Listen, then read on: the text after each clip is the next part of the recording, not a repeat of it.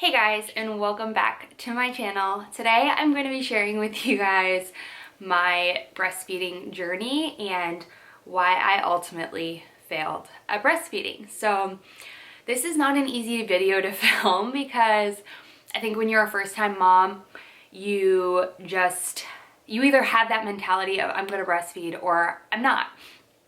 And when it's the first thing that you're doing as a mother besides birthing the baby, it's the next thing, right? You get through that and you're like, okay, I'm gonna feed my baby. And you just can't. It's the hardest thing. So I'm gonna tell you what my journey looked like, why I believe I ultimately failed.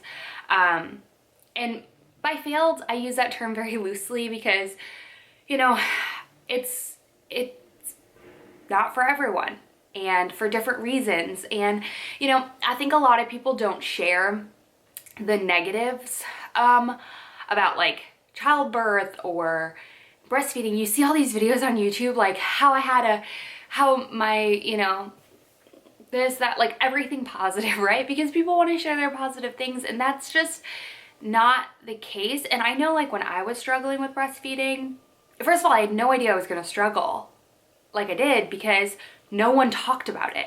Everyone talked about, there's certain things like how to, pump. I watched every single video, mind you, how to pump, 179,000 ounces a day in one sitting. Like, girl, I wish.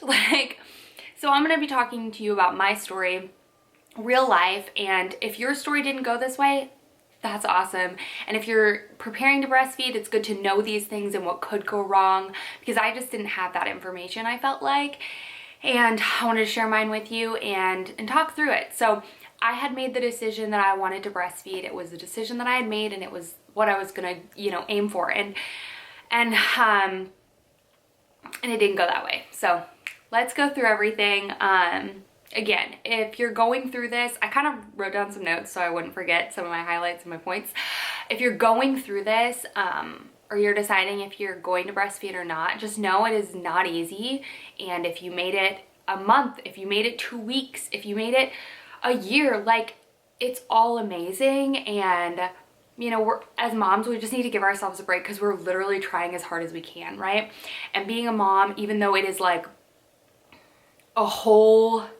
it is you as a person, you also are more than that as well. And I don't mean that in a negative way by any means. I just mean, like, you have to find that balance. You have to find what works for you. You have to know when enough is enough, because at the end of the day, these things that we feel like we have to do in our brains, like breastfeed, or in our minds, we feel like we have to do that, right? And if we don't, we get so down on ourselves and we're so upset. And I had so many moments through my breastfeeding journey that I was just like, so broken down and beaten up, and I wasn't being a good mom because I was literally so down on myself. I was in so much pain. I was so defeated. And I remember being like, I could make this all go away with going to the store and buying a freaking box of formula.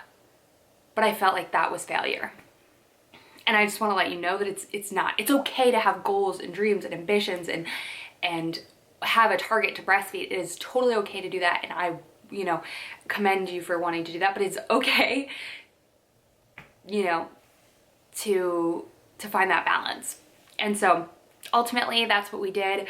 So my breastfeeding journey in total lasted about 4 months, and I'm going to share with you what it looked like. So sorry for that rambly intro. Let me break out some of my notes. So first of all, I am a first-time mom. I gave birth on April 15th during the middle of COVID, all that craziness. If you want to see my birth story, I will link it down below for you guys.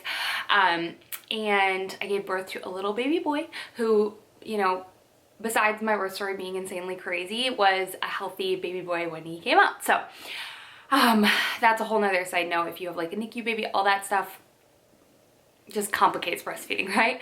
So if you're a first time mom, some people's milk comes in before they give birth. Some people's, like, I remember my fiance bought me nipple, or like what do you call them? Like, God, why can I not think of it? Oh, like nursing pads, right? To go in your bra, like when I was like 32 weeks pregnant. I was like, thanks babe, but no milk coming out of these things right now. So anyways, if you don't know, it takes a couple days for your milk to come in. So I was in the hospital, you know, you're like insanely sore and insanely exhausted. I remember the first we get into the hospital room, like that we're gonna stay in for the next, you know, 2 days, whatever. And all I can think about is food because I haven't eaten anything in forever. And the nurse was just like very old school. And my hospital was very old school in the sense of like, baby to the boob. That is the only option. They don't really talk about any other options.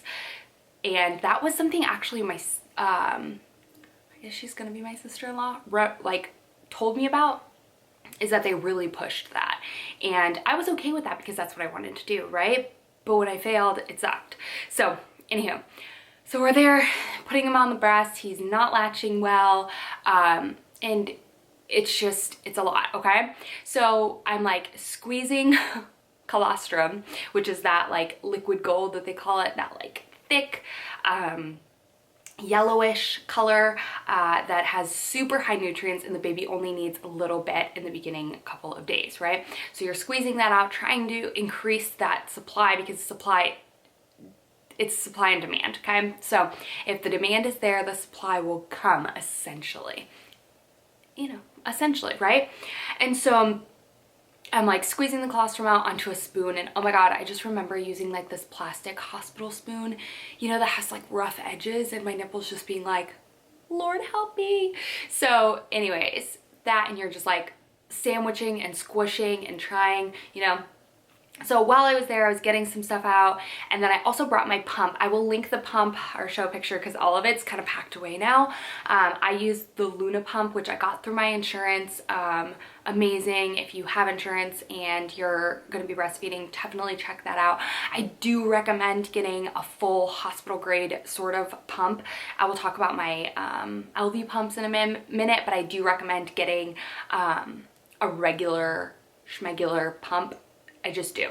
So I got the Luna, I think it's the Luna Motif, whatever. I'll leave it. Okay, and I'll link it down below for you guys. So I got that, and I brought that to the hospital to just pump. Even though nothing was coming out, it's supposed to stimulate it, right? And so then every time, you know, we put the baby on the boob, all that good stuff, it just wasn't working. I saw two different lactation consultants twice while I was in the hospital, and his latch just wasn't there. We also had the pediatrician check to see if he had a tongue or lip tie. If you don't know what that is, it's basically when they're like hangy thing, hangy thing, the thing that attaches the tongue, the thing at the bottom, if it's like not like, if it's too like connected, he can't suck properly. Or same thing with a lip, if it hasn't disconnected enough, then that's a lip tie. The bottom is a tongue tie. Anyways, those are certain things that people look for if the baby is not latching correctly. And the doctor or the pediatrician at the hospital said he had a slight lip tie, but nothing to be concerned about, so that shouldn't have altered his latch. Now, latching is so important, and some babies are innate and they just know, right? And then some babies, it takes a little while, and that's just life. Not every baby knows exactly what to do. Not every mom knows exactly what to do. That's just how it works, right? So we're not latching properly, which is affecting my milk supply. So I'm just pumping and then trying to give that to him on a spoon. It's an issue, right? But once you get towards the end of your stay in the hospital, your milk essentially needs to come in before they give you the clear to go home if your baby's not getting enough food. And so we had that issue. So that brings me to my next point. When we were seeing the pediatrician at the end, she was like, I think I mentioned this in my birth story, but regardless, we'll just go through it again. So since I was giving birth in the middle of COVID, you were allowed one hospital guest. That's it, one. So I was the patient, my fiance was the guest, right? But and I was only allowed 2 nights stay because that's what your insurance pays for, and that's the standard for your doctor and all of that, okay? And so when they were like, he's having a latching problem, like you need to stay here another night, it would have been Arlo as the patient and myself as his guest. So Scott would have had to go home, and when you're a new mom and you're just like, oh my God, like I still cannot believe that this baby is mine and I have to take care of him, and I'm like, oh my God, it's a lot, okay? And so you're thinking of now you have to do it by yourself. God bless anybody who does this by themselves. Like, I don't even know. It's tough, okay? So we were left with that decision. The pediatrician said, ultimately, it is up to you, but I recommend staying another night. And so at that point we were like, oh my gosh, like my milk's still not coming in. He's still not getting enough food. You know, fed is best at the end of the day. And the nurse came in and gave us some options, right? She said you can, they really talked about breast milk versus formula. And honestly, they said formula, like they just told me this crazy stuff, and it might be true, it might not be true, but like they were like, formula, if you're given formula at this young of an age, it can mess with their digestion tract and their they'll not want breast milk again and all that. And I just remember being like, oh my God, so scared. Like I don't want that to happen, right? And there's that taboo thing behind formula. Yet I was talking to Scott's mom and she was like, formula was like, if you could afford formula back when they had their kids, like you were it. And that was like the prime thing because it was like perfect, right? Because it was created, you know, whatever. Anyways, they just made me feel like formula was not the way I should go. And I remember just feeling like I failed my son and I'm 2 days in, like what the heck, right? So we decided to go with donor milk, which is you literally spend like $30 for 2 ounces. And so we tried it, okay? And so we did what was called an SNS tube feeding with a nipple shield. That was a nightmare. So Scott held this bottle up in the air like this, and then it had a small tube that I taped to the side of my nipple and then put a shield on it, and that milk, so that he didn't get nipple confusion, was coming. It was craziness. So we did that every 2 hours, and essentially by the time we cleaned it or got a new one, it was time to feed again. So it became exhausting, and we did that for the first 2 nights. No, the first night we did it. We did it in the hospital. We got the feeding down. The nurses had to come in and make sure that we had the feeding down, because if we didn't, they weren't gonna let us leave. And so we had it down with the SNS tube feeding, and she could see that it was working, and so they let the baby go. And I completely understand like the safety behind that and you know whatnot, but I'm not gonna starve my baby. But whatever, people thought, you know, I get it, okay? So we get the clear to leave the hospital. The nurse was like, listen, you go home, your milk is gonna come in. Just relax. It's okay. It's okay if you have to supplement feeding or formula. Like, it's okay. This other nurse came in and said that, and I was like, oh, thank God. Okay, so we made the decision. We were like, it's our decision, right? And she's like, yes. We're like, okay, we're gonna go home, okay? So I believe they sent us with formula as well. And then, like I said, we purchased some donor milk so that we had, you know, donor milk. Which is milk, breast milk donated from other mothers to the hospital, which now thinking about it is just also, anyways. Okay, so we tried it all. And so we get home, and we had, that was on a Friday because he was born on a Wednesday. We had a doctor's appointment with our pediatrician first thing Saturday morning, and she was like, you guys are doing fine. Like, he's eating enough, he's gaining enough. You can actually cut back because he was gaining more than what he needed to. So just, you know, you don't need to feed him as much, blah, blah, blah, blah. Like, you're doing just fine. And so she also gave us formula and said, girl, like, formula's okay. Like, I don't remember her telling me, but she's like, I formula fed my baby. Like, it's okay. At the end of the day, fed is best, right? And whatever your journey looks like. But it's okay to want to try to, you know, to breastfeed. And breastfeeding is not only a choice, it's a lifestyle. It is a 100% consuming lifestyle, and it is. So you have to make that choice, right? But you also have to, your body has to want to make that choice as well. So it's not just a mental thing, it's also a physical thing. So everything is going great. We are supplementing a little formula, but then my milk comes in. And boy, does it freaking come in. Oh my gosh. It comes in, all is well. latching is still an issue. I have an appointment to meet with the lactation consultant the following week to make sure that his latch is improving, and we missed that appointment because we slept through it. But anywho, I get another appointment. We see her. She's like, his latch looks fine. No tongue and lip tie. He's okay. Like, just keep trying. But he wasn't latching. His top lip didn't, his lips didn't phalange. His bottom lip did, his top lip didn't, and his top lip still doesn't, even on a bottle. So I still tried, and honestly I was getting it. Like, I was getting it for a solid 2.5 months. During that time when I was breastfeeding, I was still pumping to just try to improve my supply. And honestly, the most I had ever pumped was about 3 ounces at a time out of each breast. So I just wasn't where I needed to be with my supply. So, you know, I watched all the videos. I tried power pumping, which is like where you pump, you know, every like 5 minutes for an hour. Yeah, it didn't work. And then I struggled with clogged ducts. I never got mastitis, but I suffered from clogged ducts. And I think that's honestly what ultimately led to my failure. And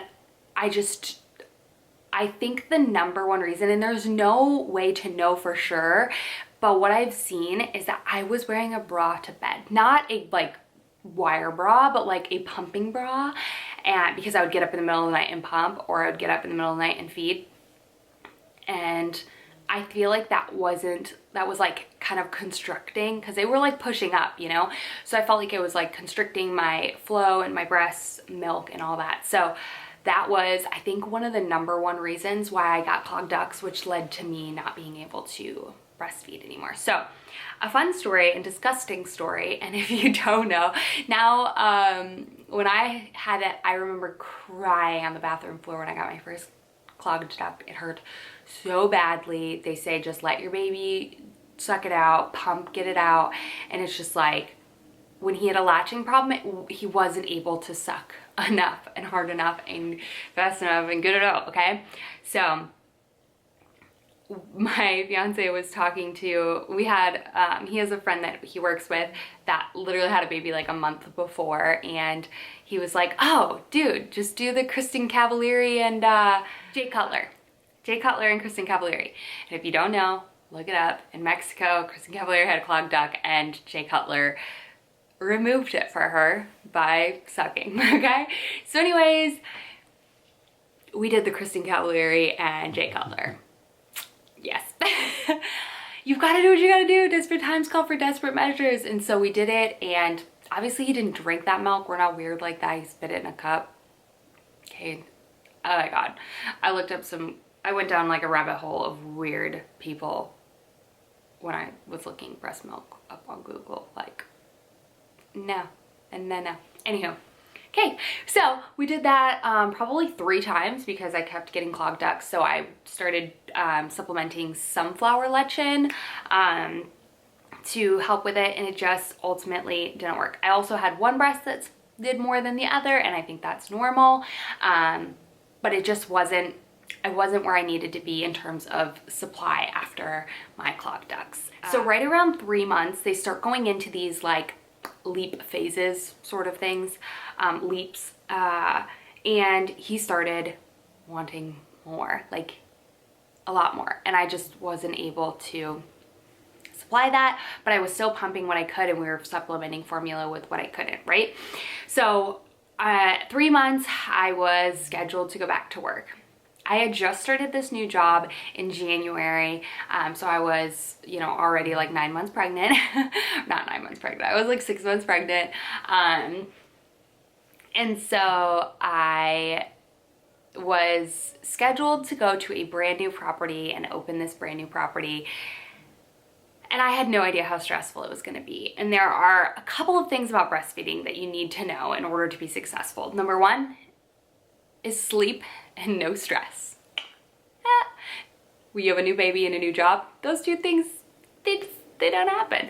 And number two is drinking enough water, okay? because water equals milk. And number 3 is eating enough nutrients, because your body is going to prioritize you first because you are a living entity, and then afterwards it will then supply to your baby. It doesn't go the other way around. It uses that nutrients first of all to keep you going, right? So, new job, insanely stressed out. Baby on a 3-month leap, was sleeping so great and then stopped, okay? And then increased hunger, me not eating at work because I literally was working 60 hours a week, just running ragged. It was a recipe for disaster. So before I went into work, knowing like, I was like, hey, like I'm gonna have to pump every, 2 hours. I was like, I didn't really want to lug my big pumps around. So I went and got the Elvie pumps. These guys right here, they were $500. If you guys want these, I do have them listed on my Poshmark, which I will have listed down below for you guys. I literally use these maybe like a dozen times, like, sucks. But if you want them lightly used, I have nothing to do with it, or nothing left to do with them. I've just kept them. But if you guys are interested, I think I've listed them for like $3 something. So go check it out if you're interested. But you can buy all new parts. Like these things never like touched my milk, Anyhow, regardless. So I got the Elvie pumps and I was like, okay, awesome. I can just stick these in my boobs and I can work in my office. No, you can't, girl, because your office is completely glass. Like everybody could see, right? And so I was like, well, that's not gonna work for me. So I still had to go into another room to do it. Well, my job was just so demanding that I couldn't just break away. I couldn't. It was physically impossible no matter how well I scheduled. It was very like on-demand sort of job, and it wasn't possible. So it sucks. And I know some people still prioritized it and still made it happen. I just wasn't eating, was stressed, and wasn't able to prioritize my time to get it. And once I did get that 20 minutes, 30 minutes every 2 hours, I was just in that room like, oh my God, I'm missing so much. Oh my God, I have so much to do. Like, I was so overwhelmed and stressed and felt like, again, I was letting down my baby. I was choosing this job over my baby. I was just completely destroying my psyche. Like it was hard. And so at that point I chose like to stop. So I was pumping maybe 3 ounces a day out of both breasts combined. So that's when I knew like it's not gonna work. Like I looked up everything on the weekends. I would literally spend my entire days pumping and breastfeeding to try to increase my supply. And after like a month of that, I just remember being like, it's not gonna work. And my baby was already kind of tiny, so I didn't want to, he was gaining enough weight. He was a smaller baby. And so at that point I was like, you know what? I have to just admit defeat and realize that, it just didn't work out for me. I tried really hard. I made it, almost 4 months, and it's okay. So that's my story, why I ultimately failed. So just to kind of recap, and mistakes, I guess, that you guys can look for or maybe relate to if you made them as well. My top 4 things the reason that I ultimately failed at breastfeeding is, number 1, too much stress in my outside life. Number 2, not enough calories to support my body to breastfeed. Number 3, not enough water at all. And number 4 was, I really truly feel like sleeping with a bra on that was tight and constricting. So those are my 4 reasons why I think I ultimately failed at breastfeeding. And I wanted to share them with you guys. So I hope if you want to breastfeed and that is your goal in your journey, I hope you avoid those mistakes. And yeah, I just wanted to share with you some of my tips on why I failed and my story. And again, this is not an easy video to film. I thought I was gonna be this glorious breastfeeding mother who, supported her child and and it just didn't work out for me. And you know, it's okay, I tried. And you know, that doesn't make me any less of a mom that loves her child than the next breastfeeding mama, you know? It's just different. So yes, besides that, last thing I want to wrap up this video is by telling you which formula I do use. So I will link a photo here. That's the breast formula, or the formula that he's been on since we stopped breastfeeding. It's worked really well for him, so I wanted to share with that. And then some of the other things that I wanted to talk about in terms of like my love-its for breastfeeding when I was, or pumping and all that, was my Luna breast pump, my LV pump. I really did like that. There were these like ice heaty pack things that were phenomenal. And then also these nipple patches in cream. Saved my life. Saved my life. My girl Alex recommended them to me. She's just the sweetest. So I will leave all that listed down below for you. And then another thing, when I was struggling with supply, I should have just drank more water and ate more food, but I went and bought Milk Mama supplements. I tried the Lady Leche and the Emergency Brownies. It just didn't work a ton for me, but I would imagine if you're eating enough calories and all of that, it's definitely something to check out. But I did try supplementing those as well. And I think that's pretty much, oh, also if you're pumping, get a pumping bra. I will leave my favorite one listed down below. You can just pop them in there, especially at night, hands-free, and you can do other things. So, yeah, that is my story, you guys. I hope you enjoyed it. I don't know why. But I wanted to just tell you that not everyone is perfect. Not everyone's journey looks as amazing as some of the people on YouTube portray it, or some people in real life, because it's funny. I never knew how many people struggled with breastfeeding until I opened up about it in my personal life. And then I realized, like, oh no, girl. And I'm like, how come no one tells you about this? How come no one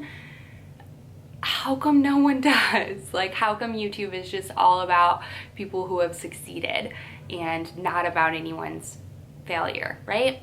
So there it is. I opened up. So I hope you guys enjoyed. I love you all so much. And I will talk to you all in my next video. Bye, guys.